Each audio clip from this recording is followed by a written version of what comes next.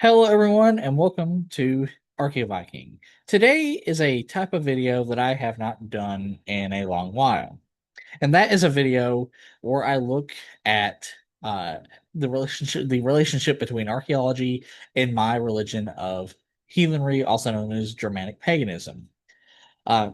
More specifically, these types of videos that I occasionally do are videos where I look at how archaeology's relationship with a particular subject within the broader religion of heathenry.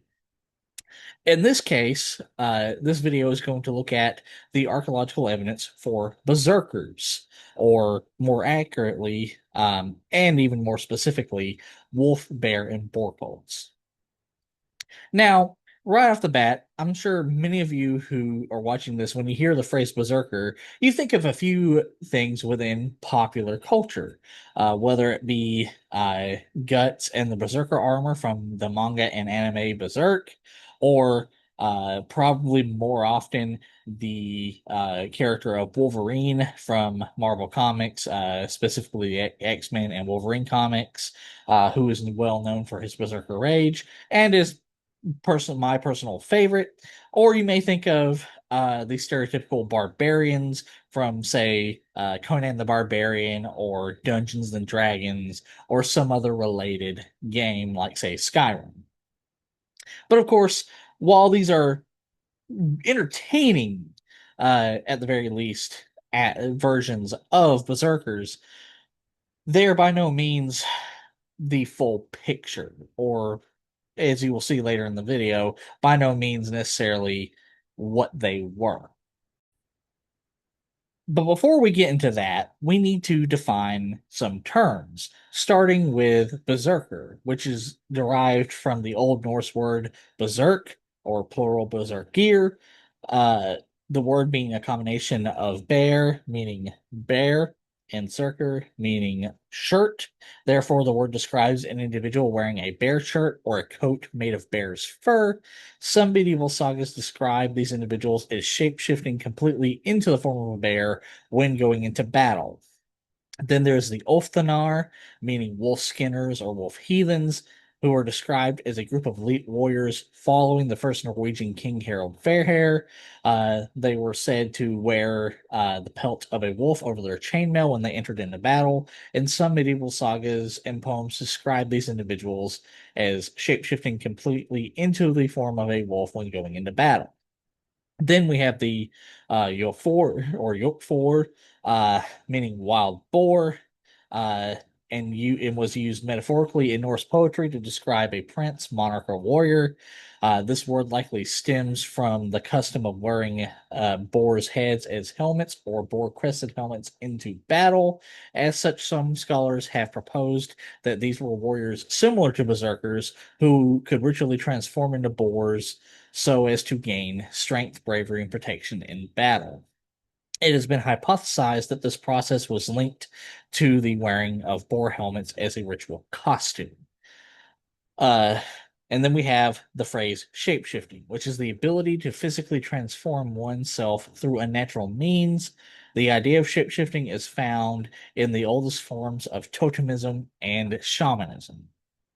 Uh, and here are the sources that I got this information from. So, with that in mind, let's take a look at the earliest archaeological evidence of shapeshifters. So, depictions of individuals who shapeshift into animals are found in sites dating to at least the Paleolithic era, roughly 13,000 BCE at the earliest. And here's some examples here and here and here. And these individuals are discussed in archaeological papers such as this one by Oscar Fuentes, published in the journal Quaternary International, titled The Social Dimension of Human Depiction in Magdalenian Rock Art, 16,500 years before present to 12,000 years before present. The case of the Rock sorcerers, I'm sure I butchered that, sorcerers, rock shelter. And in this paper, Fuentes discusses a variety of examples of depictions of individuals shapeshifting into animals that date to the Paleolithic period, such as the sorcerer here found in Les Trois Frères cave in France, and then the bison woman found in Chavat cave in France, or Chevet cave in France, and then the lion man found in the Holstein Stadtel cave in Swabia Alb, Germany. But of course, while those are, our earliest evidence or some of our earliest evidence for shapeshifters, they still aren't necessarily, say, berserkers. Which brings us to our next section, the first berserkers. So, archaeological excavations show evidence for the existence of wolf and bear cults in early Indo-European society. Archaeologists hypothesize, based on this evidence, that these cults consisted of brotherhoods of warriors in which unmarried young males served for several years as a rite of passage into manhood before their full integration into society. Archaeologists have dubbed these groups the Koryos, meaning people under arms, or Männerbund, meaning alliance of men. The meaning of their names suggests the Koryos slash Männerbund operated similar to a war band. It is further hypothesized that these warriors fought naked or with minimal armor. And proposed the archaeological evidence that suggests the existence of these warriors dates roughly to 4000 to 1000 BCE. And here's a map showing the migration of the Indo-Europeans who migrated from the Yamnai culture in what is now Western Siberia, Western Central Asia on the Eurasian steppe, uh, Western Russia, migrating into Europe. First migrating into Anatolia, and then into Europe, and then uh, at the same time as they were migrating into Europe, migrating into Mongolia, before they eventually a second migration happened, where they migrated into Central Asia again, and then down into Irania and India.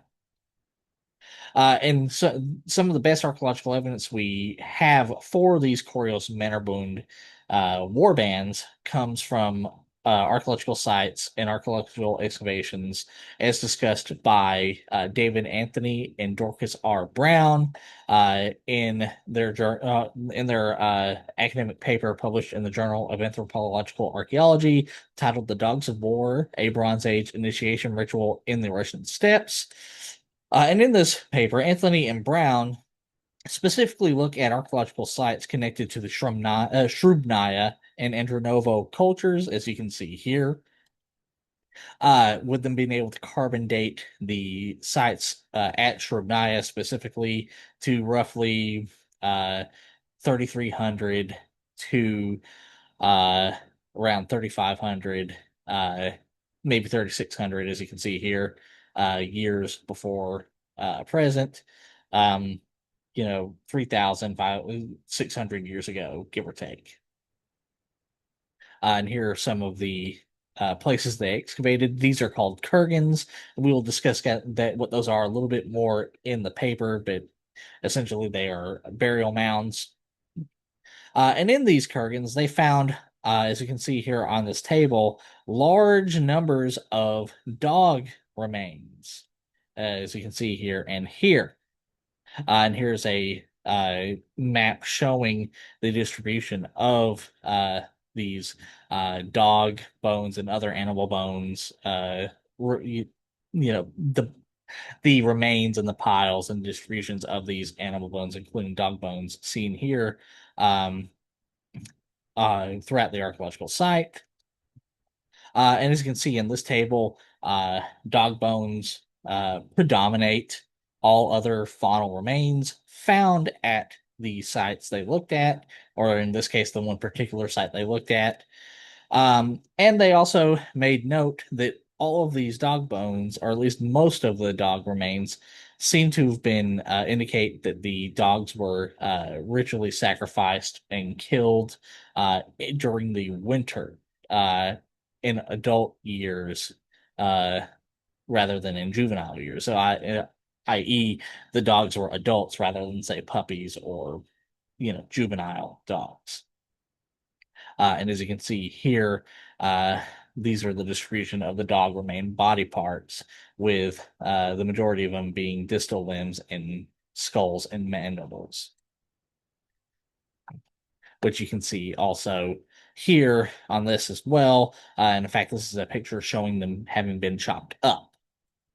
And so, what these findings led Anthony and Brown to determine is that, or to led them to assume, or what it suggested to them, whatever you want to call it, the evidence suggested that essentially these dogs had been ritually sacrificed and butchered to be devoured as part of winter rituals and initiation rituals at that for youthful war bands, i.e., Corios and Men Are Wound war bands, as a way of perhaps taking on the spirit of the dog, or as you can see here, connecting oneself to the wolf and dog symbols as sort of, I don't want to say totems, but it's something akin to that. Essentially, just taking them as a ritual object to gain the power of the dogs and the wolf in order to be better warriors. And then archaeological excavations from various parts of Northern Europe suggest the existence of a Boar cult in the Bronze Age and the early Iron Age, from between 2200 to 500 BCE. With one example being discussed by Rachel J. Krellin et al.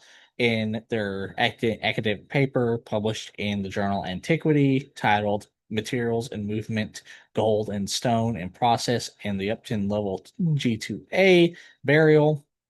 Whereas in this burial, they found a number of perforated bone points and unperforated points, as well as boar's tusks that were also found. And what they also determined is that these perforated points, as well as the boar's tusks, seem to have made up some sort of parts of some sort of ceremonial robe, or at least what they assume was some ceremonial robe. Perhaps it was also a robe uh, worn by, say, a village elder or what have you. But regardless of what the reason was, it is very clear that there was some degree of significance to these boars' bones and tusks, as you can see here and here. And then another example is discussed by Justynia Baron, Marcin Diakwowski, and Beta Badura in their paper, also published in Antiquity, titled Manufacture and Use Bone and Tooth Objects from the Late Bronze Age Shaman's Grave at, I'm not going to attempt to pronounce this so as I don't butcher it, but at this place in Poland, where they found boar pendants made of wild boar bones that were drilled from both sides and rounded around the edges of the holes.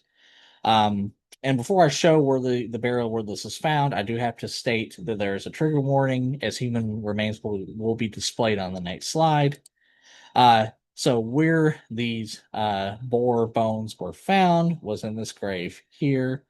And as you can see here, they are with the holes drilled into them. And here's an up close picture showing the rounding placed in these holes. Again, showing some sort of significance to these boar bones.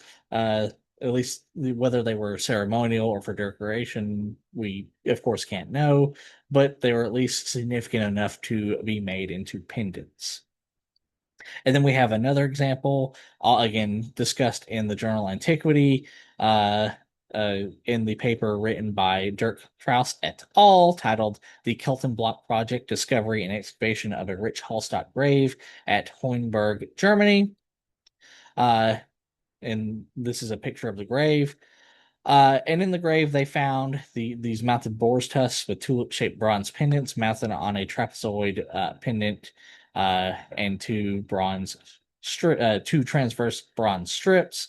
Now, of course, again, we don't know whether this was done for decoration or for ceremonial use or both, but it still does suggest that there was a degree of significance to the boar's tusks, at least enough significance to be made into these mounted this mounted object with pendants and such. And then we have references to Koryos slash Vanderbund like warriors and societies from Vedic Indian texts dating between 1500 to 500 BCE. Specifically, Vedic were known as Vedic dogs of war and winter sacrifices. Some Vedic families specifically began initiating young boys at 8 years old who would study heroic poetry about past ancestors and would also practice their hunting and fighting skills. At 16, they would be initiated into a warrior band during the winter solstice ritual known as the Ekastakka, uh, during which the boys would go into an ecstatic state and then ritually die to be reborn as dogs of war. After their leader would be determined by a dice game, after, of course, the initial ritual, the initiated youths would then be cast away into the wild for 4 years to live as dogs, stealing animals, women, goods, territory until the summer solstice ended the raiding season. The young warriors would then return to their forest residence where they would hold a Vriat Stoma sacrifice to thank the gods for their success. At the end of the 4 year initiation, a final Vriat Stoma sacrifice would be performed to transform the dog warriors into responsible adult men. Then the newly initiated males would destroy their old clothes to become human once again, ready to return to their family and live by the rules of their host community. The Vratayas, or dog priests, were known for performing the Ekastatka ceremony at the winter solstice when Indra, the god of war, was said to have been born with his band of Maruts.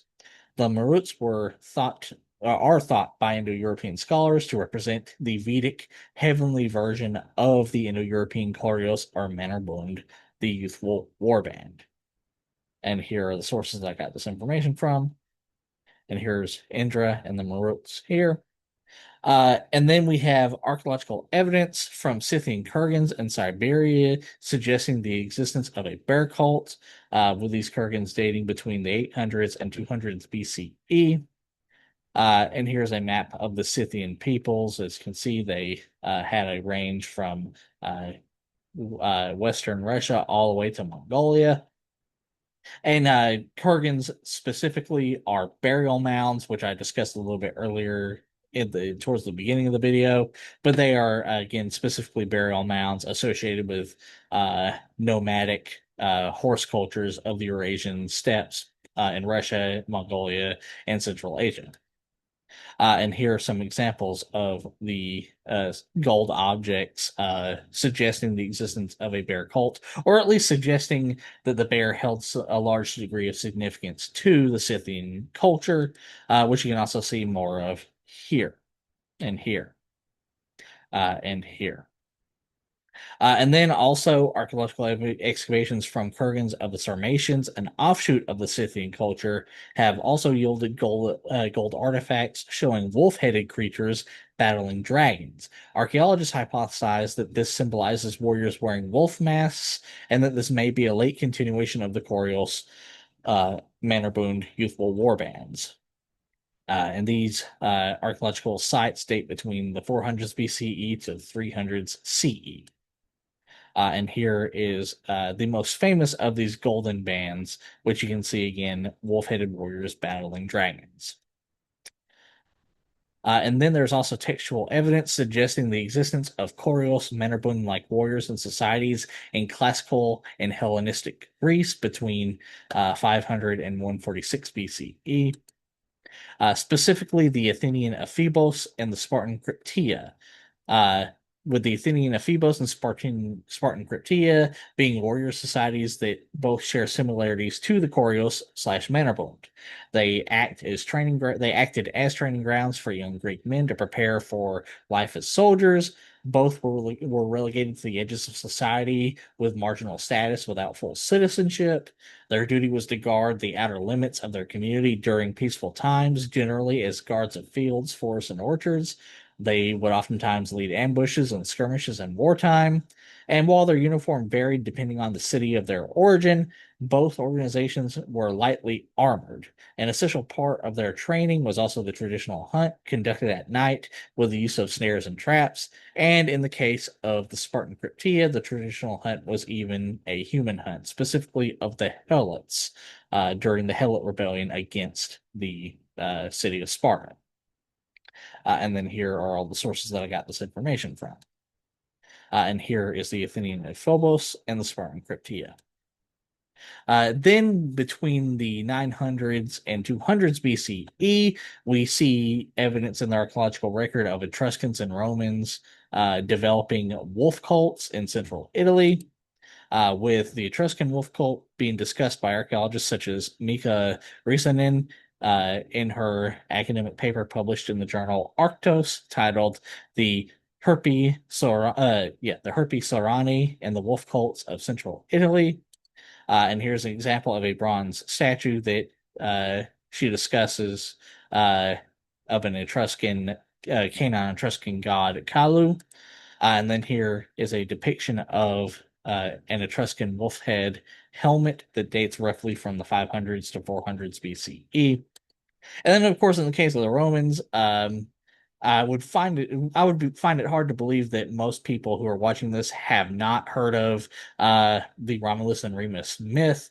But if you have not, the myth generally goes that the founders of Rome, Romulus and Remus, were said to have been raised by a she-wolf, with the earliest reference of this myth dating to the 200s BCE.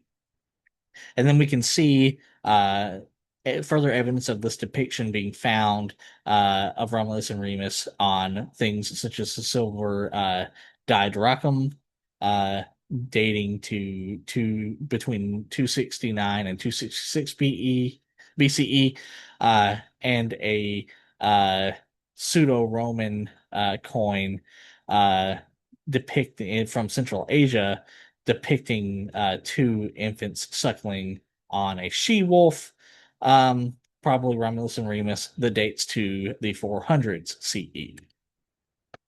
All right, now this brings us to our next section: wolf, bear, and boar cults in the Roman and migration periods. So the earliest depiction of traditional berserker-like Germanic warriors adorned in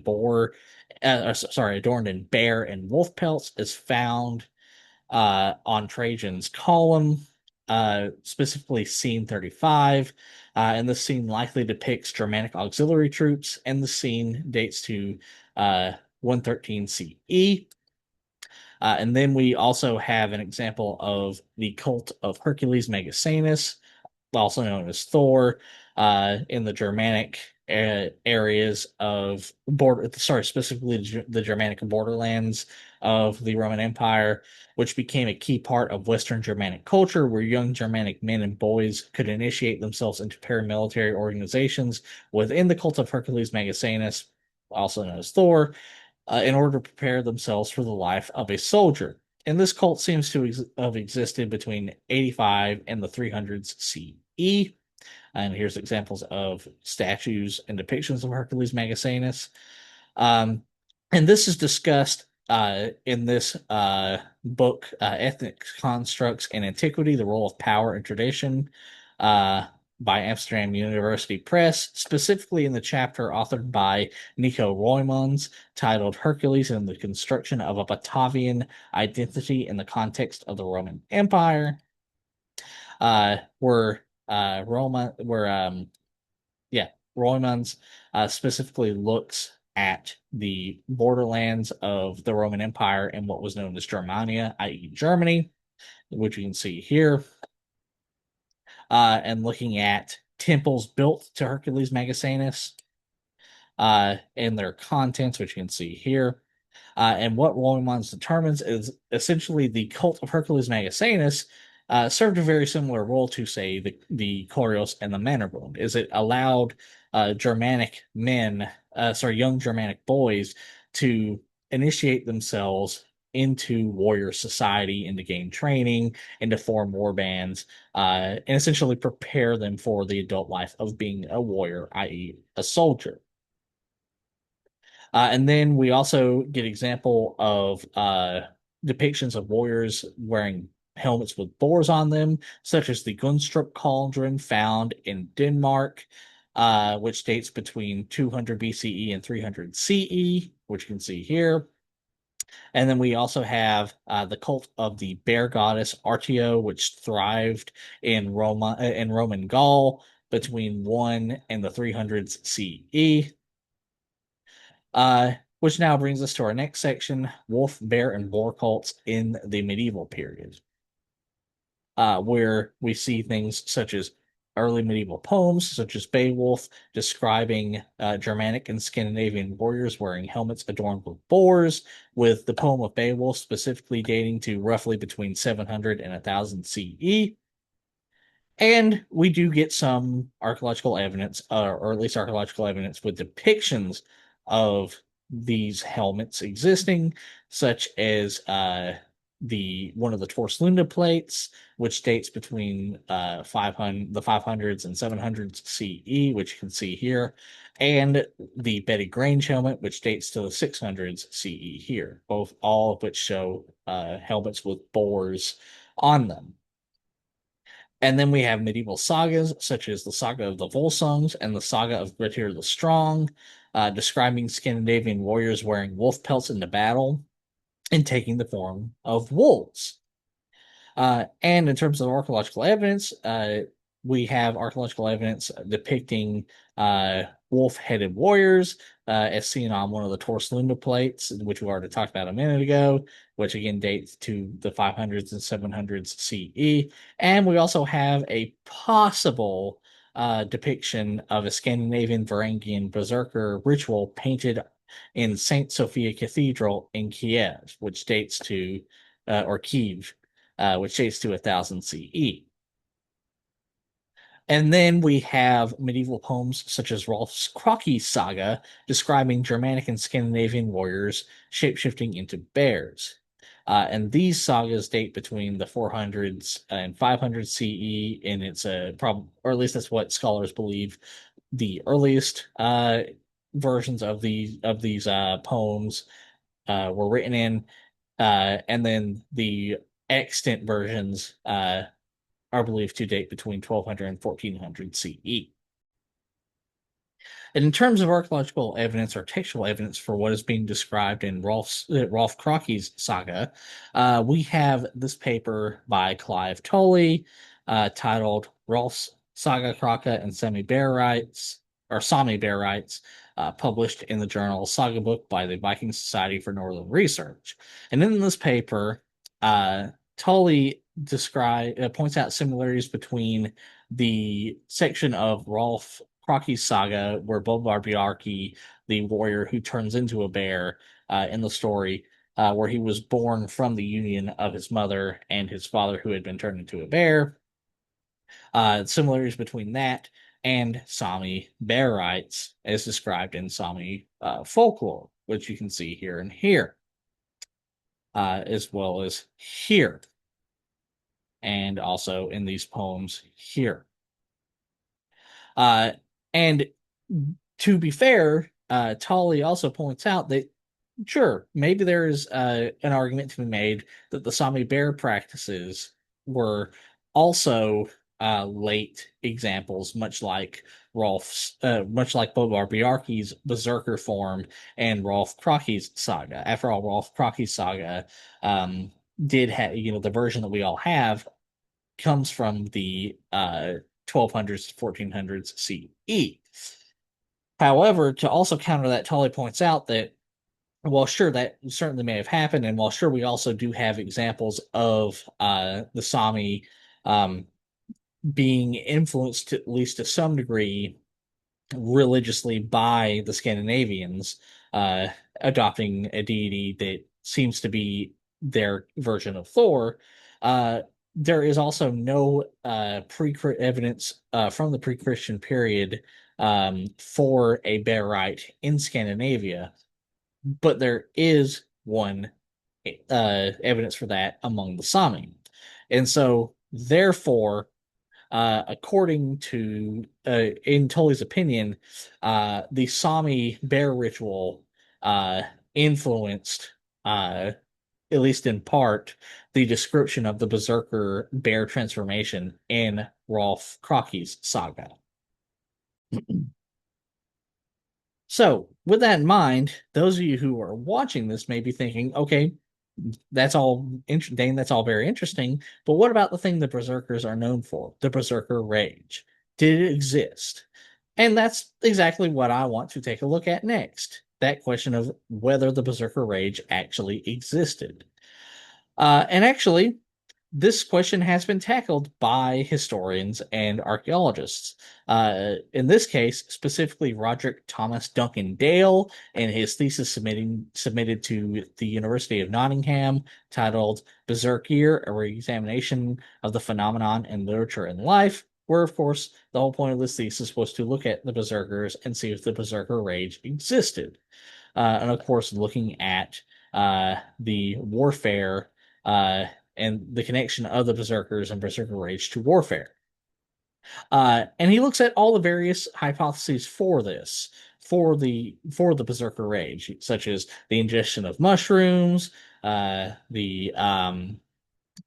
ingestion of alcohol, the possibility that the Berserk Rage was a type of physical illness, and also he looks at the psychology of the Berserker Rage. Now, of course, being that this is a master's thesis and it's hundreds of pages long, I'm not going to go through each page, but we will look at what his conclusions were. And essentially, what he determined, as you can see here, is that the Berserker Rage was not necessarily something that, or at least in his opinion, based off of the textual and archaeological evidence, was not something that was induced by, say, ingesting alcohol or psychoactive mushrooms, hallucinogenic mushrooms, nor was it, a disease or anything like that. What he suggests it is that the Berserker Rage or the Berserk Gonger was more akin to the Haka dance performed by the Maori, i.e., it was a ritual dance meant to intimidate and terrify the enemy while also hyping up and raising morale for your army. Another good example might be like, say, war dances by Native Americans or other indigenous groups, which again, the Hackett is actually one of those. But that's generally the point of Roderick Dale, is that the Berserker Rage was not something that was a result of getting high on mushrooms or getting drunk, or nor was it a disease. It was a specifically designed military ritual designed to, again, intimidate the enemy and hype up your army. And he also goes on to state that it was based on this. He believes that the Berserkers acted as a sort of catalyst or organization for young Scandinavian men to be trained as warriors and initiate themselves in the warrior life before they eventually became adults, which he again points out is very similar to the Mannerbund / Koros. And again, talks about that here as well. And here. However, that's not the end of the story. Because Karsten Fator actually went so far as to examine the possibility of whether or not the Berserker Rage was it in fact caused by some sort of hallucinogenic drug. And they talk about this, Karsten Fator talks about this in their paper published in the Journal of Ethnopharmacology titled Sagas of Solensay, Speculative Ethnobotanical Perspectives on the Norse Berserkers. And in this paper, Fator specifically looks at the mushroom that is most commonly associated or thought to be associated with, i.e., thought to be the cause of the Berserker Rage, Amanita muscaria, which is also known as fly amanita. And they also look at black henbane, also known as stinking nightshade, or its scientific name is Hyoscyamus niger. And in looking at these two hallucinogenic drugs, Fator notes that all of the symptoms of Hyoscyamus niger or black henbane, uh, more of those symptoms match up with the berserker rage than the symptoms of consumption of Amanita muscaria or Musicaria. Uh, that being said, Fatura also points out that while the symptoms of Hyoscyamus niger, like henbane, more closely matched the descriptions of the Berserker Rage in historic texts. They also note that they are not archaeologists or historians and that they leave the final decision and further research to archaeologists and historians. Uh, so that is important to point out that they are not in any way trying to say that this is the definitive uh, end to the debate, nor they're saying that they have more authority or equal authority to archaeologists and historians. They're just pointing out that this within their field of expertise, which of the two proposed hallucinogenic drugs are the most likely candidate. All right, now this brings us to our last section, non-Indo-European wolf and bear beliefs that can help better understand Indo-European wolf and bear cults. So, for one thing, the Cherokee Nation and the Cherokee people have legends about people living among and becoming bears.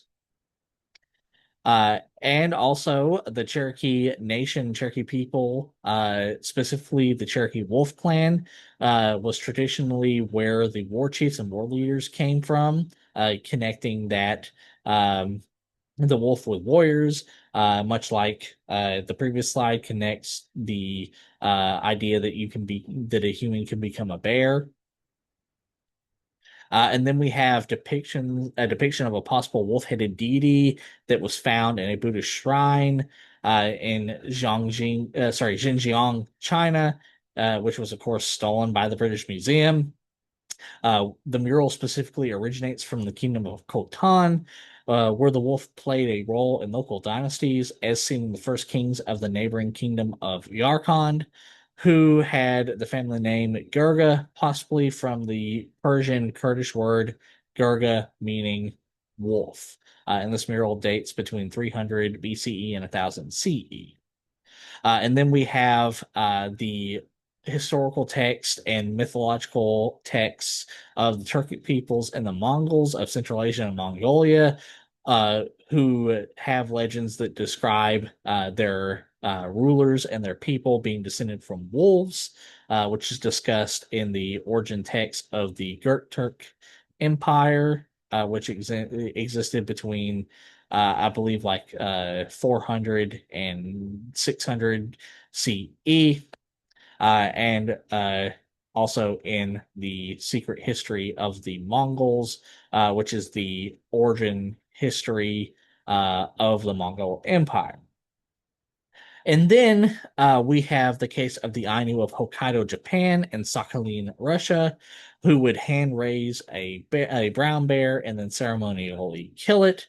The bear would then be killed because the Ainu believed the bear's soul merely returned to its god world, or Kamui Mosir, uh, with the physical body of the bear god being considered to be only his disguise, or Hopen Nair or Hopen Near. I apologize to any Ainu people who are watching for possibly butchering that. And then the pelt and meat harvested would then be accepted as gifts that the god had left in gratitude for the ceremonious hospitality it received. Now, from my recent discussions with individuals who have studied with and also talked with the Ainu communities of Hokkaido and Sakhalin. From my understanding, these ceremonies are either no longer being done or being done in much diminished manners, thanks to the cultural genocide that the Ainu faced at the hands um, of both the Russian Empire uh, as well as the seceding Soviet Union and the Japanese Empire. But I also do know that similar bear ceremonies are still being done in Manchuria and Eastern Siberia, and I believe some versions of them are very possibly being reconstructed by the Ainu as they're regaining their culture uh, or rebuilding their culture um, within Hokkaido and Sakhalin.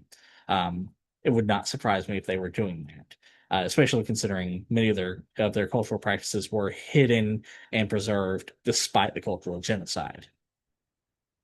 All right, so with that, that ends our video on the archaeological evidence and history of berserkers. I hope all of you watching this really enjoyed learning about this. I hope this inspires you to go out and learn more about these archaeological sites and these cultures and other similar subjects. If you'd like me to discuss anything I mentioned in the video in greater detail in later videos, please feel free to leave a comment in the comment section. And remember to like, share, and subscribe. And I hope you all have a good day.